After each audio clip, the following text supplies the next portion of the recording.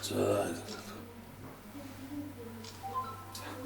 Өнгөрсөн оны 11-р сард багийн иргэдийн нийтийн хурал засаг даргыг сонгох сонгуул болсон тухайн үед Баянбалаг багийн засаг даргад 2 хүн нэр дэвшигч Халтар 51%-аар ялалт байгуулсан ч түүнийг батламжлаагүй байсан юм. Тэгвэл өнөөдөр Халтар Баянбалаг багийн засаг даргын үүрэгт ажиллаа 7 сарын дараа хүлээн авч тамгаа гардан авлаа.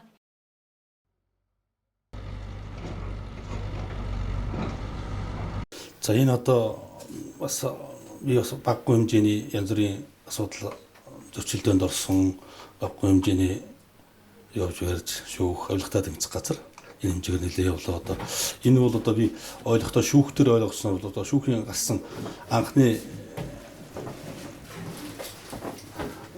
хэрэг нэргийн анхны юугаар бол одоо хурал даргалах шүү юу иргэдийн нийтийн хурлын дарга ийм буруу тэр хүн одоо Баянбалаг сумын засаг даргад хөрөгдөг засаг даргаар батламжилсан уламжилсан тогтоолуудыг 3-4 тогтоол байгаа. Тэр тогтоолыг 5 6 7 8 гэсэн тогтоол байсан. Тэр тогтоолуудыг бүгднийг өгөөгүйгээр нэг сард одоо тэр Баянбалаг сумын засаг даргад мэдгдсэн гэж одоо шүүхийн шийдвэр болсон байгаа. Тэгэхээр тэр хүний хариуцлагагүйгээс болоод энэ Баянбалаг сумын Баянбалаг багийн нийт иргэдийн хохирол төрж би бас муу одоо бас сэтгэл санаа болон оюуны нэлийн онцлог орч нэлийн маргаан болж сая зав залтах шатны шүүхээр ингэж ажиллаа авч байна. Ажил авахуд бол харин материал ирсний дараа бол харин Баянбалаг сумын засаг дарга баасан зурм бол маш үлцэнгүйгээр соёлтой хандаж за ингэж хийхий авилга тэмцэх газраас би чи таны юм эрэг ирсэн шин дараа ингээд 92-өөс 2 хоногийн дараа ажил үйлчилж байна. Энд бас Баянбалаг сумын тамгын газар болон Баянбалаг сумын засаг даргын баярлалаа гэж хэлмээр. Тийм Баянбалаг баг бол бас онцлог баг шүү дээ. Төвдөө ойрхон ер нь одоо бас энэ манай Орхон аймгийн анхны баг тийм болохоор би ч одоо Баянбалаг багтаа амьдраад 15 6 жил амьдарч байна. Бас мөн одоо энэ багтаа хий бүтээй гэсэн зүйл их байгаа. Дараа нь 2012 оноос зам тавигдсан. Өмнөөс нь гадна явган зам, гэрэлтүүлэг, нохоо, муур. За мөн одоо ер нь бол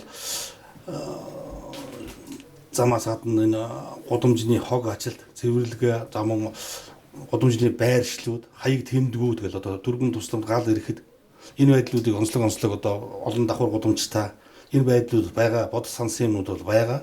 Одоо ингэж ажиллаа авлаа. Тэгээд энэ нөхдөг хамтраа санал бодлоо хэлээд нэг нь багийн дарга гэдэг бол дуу хоолой болгож ард түмнийхээ дуу хоолой болгох ганц хүн шүү дээ. Тийм болохоор одоо ард иргэдээс санал бодлоо сонсно.